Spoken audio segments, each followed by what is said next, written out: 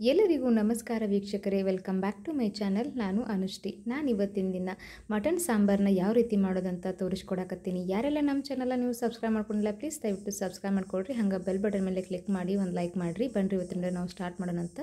ನಾನಿಲ್ಲಿ ಅರ್ಧ kg mutton ಕ್ಲೀನಾಗಿ ವಾಶ್ ಮಾಡಿ ಇಟ್ಕೊಂಡಿದ್ದೀನಿ ನೋಡಿರಿ. ಇವಾಗ ನಾನು ಮಸಾಲೆಗೆ ರೆಡಿ ಮಾಡ್ಕೊಳ್ತಾ ಇದ್ದೀನಿ. ಸ್ವಲ್ಪ ಗ್ಯಾಸ್ ಹಚ್ಕೊಂಡ್ಬಿಟ್ಟು ನಾವೊಂದು ಪಾತ್ರೆನ ಬಿಸಿಟ್ಕೊಂಡು ಅದಕ್ಕೊಂದು 2ರಿಂದ 3 ಟೇಬಲ್ ಸ್ಪೂನಷ್ಟು ಎಣ್ಣೆನ ಹಾಕ್ಕೊಂಡು ಈ ಮಸಾಲೆ ಎಲ್ಲನೂ ಹುರ್ಕೊಳ್ಬೇಕಾಗುತ್ತೆ.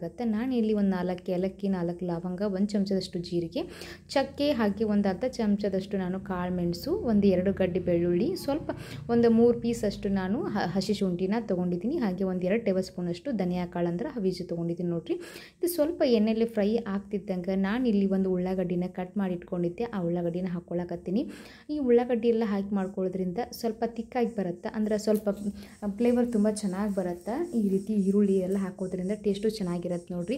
ಸ್ವಲ್ಪ ಇದೆಲ್ಲ ಈರುಳ್ಳಿ ಕರಗ್ತಿದ್ದಂಗೆ ನಾನು ಸ್ವಲ್ಪ ಕೊತ್ತಂಬರಿ ಸೊಪ್ಪನ್ನ ಹಾಕ್ಕೊಂಡಿದ್ದೀನಿ. ಹಾಗೆ 1 ಟೊಮೆಟೋನ ಕಟ್ ಮಾಡಿ ಇಟ್ಕೊಂಡಿದ್ದು ಹಾಕ್ಕೊಳತ್ತೀನಿ. ನಾನು ಇಲ್ಲಿ ಹುಳಿ ಟೊಮೆಟೊ ಯೂಸ್ ಮಾಡೋದ್ರಿಂದ ಟೊಮೆಟೊ ಸ್ವಲ್ಪ ದೊಡ್ಡದಿತ್ತು, ನಾನು ಹಾಗಾಗಿ 1 ಟೊಮೆಟೊ ಹಾಕ್ಕೊಂಡಿದ್ದೀನಿ. ನೀವೇನಾದರೂ ಫಾರಮ್ ಟೊಮೆಟೊ ಯೂಸ್ ಮಾಡೋರಾಗಿದ್ದರೆ ನೀವು ಒಂದು 2 ಟೊಮೆಟೊ ಹಾಕ್ಕೊಳ್ಬೋದು. ಹಾಗೆ ನಾನಿಲ್ಲಿ ಸ್ವಲ್ಪ ಪುದೀನ ಸೊಪ್ಪು ಹಾಕ್ಕೊಂಡಿದ್ದೀನಿ. ಹಾಗೆ ನಾನಿಲ್ಲಿ ಒಣ ಕೊಬ್ಬರಿ ತೊಗೊಂಡಿದ್ದೀನಿ ನೋಡಿರಿ. 1 ಬಟ್ಲಷ್ಟು ನಾನು ಒಣ ಕೊಬ್ಬರಿ ತೊಗೊಂಡಿದ್ದೆ. ಅದನ್ನು ಚಿಕ್ಕದಾಗಿ ಕಟ್ ಮಾಡಿಕೊಂಡು ಇದನ್ನು ಹಾಕ್ಕೊಳ್ತಾ ಇದ್ದೀನಿ. ಈ ರೀತಿ ಎಲ್ಲನೂ ಎಣ್ಣೆಲೆ ಸ್ವಲ್ಪ ನೀವು ಫ್ರೈ ಮಾಡ್ಕೊಳ್ಬೇಕಾಗತ್ತೆ. ಈ ರೀತಿ ಮಸಾಲಿನ ಈ ರೀತಿ ಫ್ರೈ ಮಾಡ್ಕೊಂಡ್ರಿ ಅಂತಂದರೆ ಸಾಂಬಾರು ತುಂಬ ಚೆನ್ನಾಗಿ ಬರುತ್ತೆ ಟೇಸ್ಟು. ನೋಡಿದ್ರಲ್ಲ, ಈ ರೀತಿ ಮಸಾಲೆ ರೆಡಿ ಆಗೈತಿ. ಅದು ಆರಕ್ಕೆ ಬಿಡೋಣ ಅಂತ ಈ ಕಡೆ ನಾವು ಮಟನ್ನ ಸ್ವಲ್ಪ ಬೇಯಿಸ್ಕೊಳ್ಳೋಣ ಅಂತ ಒಂದು ಕುಕ್ಕರಿಗೆ ಹಿಂಗೆ ಮಟನ್ನ ಹಾಕ್ಕೊಂಡು ನಾನು ಸ್ವಲ್ಪ ಒಂದು ಅರ್ಧ ಟೇಬಲ್ ಸ್ಪೂನ್ ಅಷ್ಟು ಅರಿಶಿನ, ಹಾಗೆ ಒಂದು 2 ಚಮಚದಷ್ಟು ನಾನು ಎಣ್ಣೆನ ಹಾಕ್ಕೊಳ್ತಾ ಇದ್ದೀನಿ. ಹಾಕ್ಕೊಂಡು ಅದನ್ನು ಸ್ವಲ್ಪ ಚೆನ್ನಾಗಿ ಮಿಕ್ಸ್ ಮಾಡ್ಕೊಳ್ಳೋಣ ಅಂತ ಮಿಕ್ಸ್ ಮಾಡಿಕೊಂಡು ಈ ರೀತಿ ನೀವು ಮಟನ್ನ ಸ್ವಲ್ಪ ಬೇಯಿಸ್ಕೊಳ್ಬೇಕಾಗತ್ತೆ. ಈ ಕುಕ್ಕರಲ್ಲಿ ಸ್ವಲ್ಪ ಬೇಯಿಸ್ಕೊಂಡು ಅಂತಂದರೆ ಮಟನ್ ಬೇಗ ಕುದಿಯುತ್ತೆ ನೋಡಿರಿ. ಇವಾಗ ನಾನು ಇದಕ್ಕೆ 1 ಗ್ಲಾಸ್ನಷ್ಟು ನಾನು ನೀರು ಹಾಕ್ಕೊಳ್ತೀನಿ. ನೀರು ಹಾಕ್ಕೊಂಡ್ಬಿಟ್ಟು ಅದನ್ನು ನಾನು ಸ್ವಲ್ಪ ಮಿಕ್ಸ್ ಮಾಡಿಕೊಂಡು ಒಂದು 4ರಿಂದ 5 ವಿಸಲ್ ನಾವು ಹೊಡೆಸ್ಕೊಳ್ಳೋಣ ಅಂತ್ರಿ. ಯಾಕಂತಂದ್ರೆ 4ರಿಂದ 5 ವಿಸಲ್ಲು ಸಾಕಾಗತ್ತೆ. ಸೊ ಹಾಗಾಗಿ ಮತ್ತು ನಾವು ಸಾಂಬಾರದಲ್ಲಿ ಕುದಿಸ್ಕೊಳ್ತೀವಿ ನೋಡಿರಿ. ಆ ಕಾರಣಕ್ಕಾಗಿ ಈ ಕಡೆ ಮಸಾಲೆ ಪೂರ್ತಿ ತಣ್ಣಗಾಗೈತಿ. ಈ ಮಸಾಲೆನ ನಾವು ಸ್ವಲ್ಪ ಮಿಕ್ಸಿಗೆ ಹಾಕ್ಕೊಂಡ್ಬಿಡೋಣ ಅಂತ. ಪೂರ್ತಿ ನೀವು ನೈಸಾಗಿ ರುಬ್ಕೊಳ್ರಿ. ಇವಾಗ ಎಲ್ಲ ಮಿಶ್ರಣ ಹಾಕೊಂಡ ಮೇಲೆ ನೀರು ಹಾಕ್ಕೊಳ್ಳೋಕೋಗ್ಬಿಟ್ಟು ಸ್ವಲ್ಪ ನೀವು ಮಿಕ್ಸಿಗೆ ಹಾಕ್ಕೊಂಡು ಆದಮೇಲೆ ನೀರು ಹಾಕ್ಕೊಳ್ರಿ. ಅಂದರೆ ಕೊಬ್ಬರಿ ಪೂರ್ತಿ ಎಲ್ಲನೂ ಚೆನ್ನಾಗತ್ತೆ ನೋಡಿರಿ. ಇವಾಗ 4ರಿಂದ 5 ವಿಸಲ್ ಹೊಡೆಯೋಕತ್ತೈತಿ. ಇವಾಗ ಮಟನ್ನು ಸ್ವಲ್ಪ ಲಿಡ್ಡೆಲ್ಲ ಪೂರ್ತಿ ತಣ್ಣಗಾದ್ಮೇಲೆ ನಾನು ತೆಗೆದು ನೋಡಿದ್ದೀನಿ ರೀ. ಸ್ವಲ್ಪ ಪೂರ್ತಿ ಎಲ್ಲನೂ ಚೆನ್ನಾಗಿ ತಣ್ಣಗಾಗೈತಿ. ಹಾಗೆ ಮಟನ್ನು ಕೂಡ ಬಂದೈತೆ ನೋಡಿರಿ. ನೋಡಿದ್ರಲ್ಲ, ಇವಾಗ ನಾನು ಏನು ಮಾಡ್ತೇನೆ ಅಂತಂದ್ರೆ ಈಗ ಒಂದು ಹುರಿದಿಟ್ಕೊಂಡಿದ್ದ ಡಬರಿ ಒಳಗೆ ನಾನು ಒಂದು 2 ಚಮಚದಷ್ಟು ಎಣ್ಣೆ ಹಾಕ್ಕೊಳತ್ತೀನಿ. ಎಣ್ಣೆ ಹಾಕ್ಕೊಂಡ್ಬಿಟ್ಟು ಅದಕ್ಕೆ ಈರುಳ್ಳಿ, ಹಾಗೆ ಒಂದು ಪಲಾವ್ ಎಲೆ ಹಾಕ್ಕೊಂಡಿದ್ದೀನಿ, 1 ಚಮಚದಷ್ಟು ಗರಂ ಮಸಾಲೆ ಹಾಕ್ಕೊಳ್ತಾ ಇದ್ದೀನಿ. ಈ ರೀತಿ ಇದಷ್ಟು ಹಾಕ್ಕೊಂಡು ನಾವು ಸ್ವಲ್ಪ ಎಣ್ಣೆಲಿ ಸ್ವಲ್ಪ ಚೆನ್ನಾಗಿ ಫ್ರೈ ಮಾಡ್ಕೊಳ್ಳೋಣ ಅಂತ. ಈ ರೀತಿ ಈರುಳ್ಳಿ ಹಸಿ ವಾಸನೆ ಎಲ್ಲನೂ ಹೋಗ್ಬೇಕು ನೋಡಿರಿ. ಅಲ್ಲಿವರೆಗೂ ನೀವು ಚೆನ್ನಾಗಿ ಸ್ವಲ್ಪ ಫ್ರೈ ಮಾಡ್ಕೊಳ್ಬೇಕಾಗತ್ತೆ. ಇದಕ್ಕೆ ನಾನು ಸ್ವಲ್ಪ ಖಾರನ ಹಾಕ್ಕೊಳ್ಳಾಕತ್ತೀನಿ. ಖಾರದ ಪುಡಿ ಒಂದು 3ರಿಂದ 4 ಟೇಬಲ್ ಸ್ಪೂನಷ್ಟು ಖಾರದ ಪುಡಿ ಹಾಕ್ಕೊಳ್ಳಾಕತ್ತೀನಿ. ನೀವೇನಾದರೂ ಇನ್ನೂ ಸ್ವಲ್ಪ ಖಾರ ಇಷ್ಟಪಡೋರಾಗಿದ್ದರೆ ಇನ್ನೊಂದು ಸ್ಪೂನ್ ಹಾಕೋಬೋದು. ಈ ರೀತಿ ಸಾಂಬಾರು ಮಾಡೋದ್ರಿಂದ ಇನ್ಸ್ಟಂಟಾಗಿ ಕೂಡ ಆಗುತ್ತೆ. ಹಾಗೆ ಬ್ಯಾಚುಲರ್ಸ್ ಕೂಡ ತುಂಬ ಹೆಲ್ಪ್ ಆಗುತ್ತೆ ನೋಡಿ.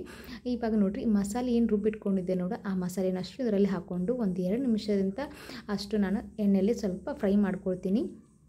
ಈ ರೀತಿ ಸ್ವಲ್ಪ ಇದೇ ಎಣ್ಣೆಯಲ್ಲಿ ಸ್ವಲ್ಪ ನಾವು ಮಸಾಲೆನ ಸ್ವಲ್ಪ ಬೇಯಿಸ್ಕೊಳ್ಳೋದ್ರಿಂದ ಇನ್ನೂ ಟೇಸ್ಟ್ ತುಂಬ ಚೆನ್ನಾಗಿ ಬರುತ್ತೆ ನೋಡಿರಿ. ಎಲ್ಲ ಇರತಕ್ಕಂಥ ಹಸಿ ವಾಸನೆಗೆ ಎಲ್ಲನೂ ಹೋಗ್ಬಿಡುತ್ತೆ. ಈ ರೀತಿ ಸೈಡ್ ಎಲ್ಲನೂ ಸ್ವಲ್ಪ ಆಯಿಲ್ ಬರ್ತಾ ಇರಬೇಕು. ಆವಾಗ ನೀವು ಈ ರುಬ್ಬಿಟ್ಟು ಇದನ್ನು ಬೇಯಿಸಿಟ್ಕೊಂಡಿದ್ದು ಮಟನ್ನ ಹಾಕ್ಕೊಂಡ್ಬಿಟ್ರಿ ಅಂತಂದ್ರೆ ಮಟನ್ ಸ್ವಲ್ಪ ಚೆನ್ನಾಗಿ ಕುದಿಯುತ್ತೆ. ಹಂಗೆ ಕೊಬ್ಬರಿನೂ ಅದೆಲ್ಲನೂ ಎಣ್ಣೆಲೆ ಸ್ವಲ್ಪ ಕುದ್ಬಿಟ್ಟಿರತ್ತೆ ನೋಡಿರಿ. ಮೇಲ್ಗಡೆ ಎಲ್ಲ ಸ್ವಲ್ಪ ಆಯಿಲಲ್ಲಿ ಬರಾಕತ್ತೈತೆ ನೋಡಿರಿ. ಅಂದರೆ ಒಣ ಕೊಬ್ಬರಿ ಹಾಕಿದ್ದೀವಲ್ಲ, ಒಣ ಕೊಬ್ಬರಿಯಲ್ಲಿ ಎಣ್ಣೆ ಅಂಶ ಇರುತ್ತೆ ನೋಡಿ. ಸೊ ಹಾಗಾಗಿ ಸ್ವಲ್ಪ ನಾವು ಎಣ್ಣೆಲ್ಲೇ ಫ್ರೈ ಮಾಡ್ಕೊಂಡ್ವಿ ಅಂತಂದ್ರೆ ಈ ರೀತಿ ಚೆನ್ನಾಗಿ ಕಲರ್ ಬರುತ್ತೆ ನೋಡಿರಿ. ಇದಕ್ಕೆ ಯಾವುದೇ ಕಲರ್ ಏನು ಹಾಕೋ ಅವಶ್ಯಕತೆನೇ ಇರೋಂಗಿಲ್ಲ. ಇವ್ನು ಹೋಟೆಲ್ದಲ್ಲಿ ಕಲರ್ ಅದು ಆ್ಯಡ್ ಮಾಡ್ತಾರೆ ನೋಡಿ. ಈ ರೀತಿ ಏನು ಕಲರ್ ಏನಿಲ್ಲ, ನ್ಯಾಚುರಲಾಗಿ ಕಲರೇ ಬರುತ್ತೆ. ಇದಕ್ಕೆ ನಾನು ಸ್ವಲ್ಪ ಕಸೂರಿ ಮೆಂತ್ಯನ ಹಾಕ್ಕೊಳ್ಳಾಕತ್ತೀನಿ. ಕಸೂರಿ ಮೆಂತ್ಯ ಹಾಕ್ಕೊಂಡ್ಬಿಟ್ಟು ಇದನ್ನು ಸ್ವಲ್ಪ ಚೆನ್ನಾಗಿ ನಾವು ಒಂದು 2-3 ನಿಮಿಷ ಚೆನ್ನಾಗಿ ಕುದಿಸ್ಕೊಳ್ಳೋಣ ಅಂತ್ರಿ. ನೀವು ಸ್ವಲ್ಪ ಮಟನ್ ಕುದ್ದತಿಲ್ಲ ನೋಡ್ಕೊಂಡ್ಬಿಟ್ಟು ನೀವು ಸ್ವಲ್ಪ ಇದು ಸಾಂಬಾರನ್ನ ಕುದಿಸ್ಕೋಬೋದು. ಇವಾಗ ನೀವೇನಾದರೂ ಉಪ್ಪು, ಖಾರ, ಹುಳಿ ಏನಾದರೂ ಬೇಕು ಅನಿಸಿದ್ರೆ ನೀವು ಇನ್ನೂ ಸ್ವಲ್ಪ ಆ್ಯಡ್ ಮಾಡ್ಕೋಬೋದು. ನೀವು ಹುಳಿ ಇನ್ನೂ ಸ್ವಲ್ಪ ಇಷ್ಟ ಏನಾದ್ರು ಪಡೋರಾಗಿದ್ದರೆ ಸ್ವಲ್ಪ ಹುಣಸೆಹಣ್ಣಿನ ರಸ ಹಾಕ್ಕೋಬೋದು.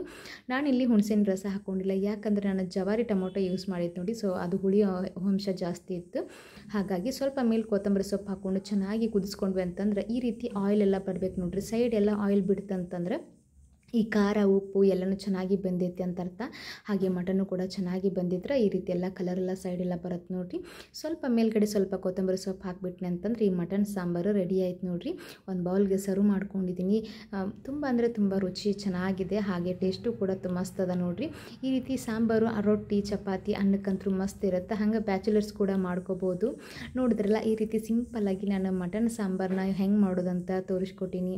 ಯಾರೆಲ್ಲ ನಮ್ಮ ಚಾನಲ್ ನೀವು ಸಬ್ಸ್ಕ್ರೈಬ್ ಮಾಡ್ಕೊಂಡಿಲ್ಲ ಪ್ಲೀಸ್ ದಯವಿಟ್ಟು ಸಬ್ಸ್ಕ್ರೈಬ್ ಮಾಡ್ಕೊಳ್ರಿ. ನಾನು ಮತ್ತೆ ಸಿಗ್ತೀನಂತ್ರಿ. ನಮಸ್ಕಾರ ರೀ.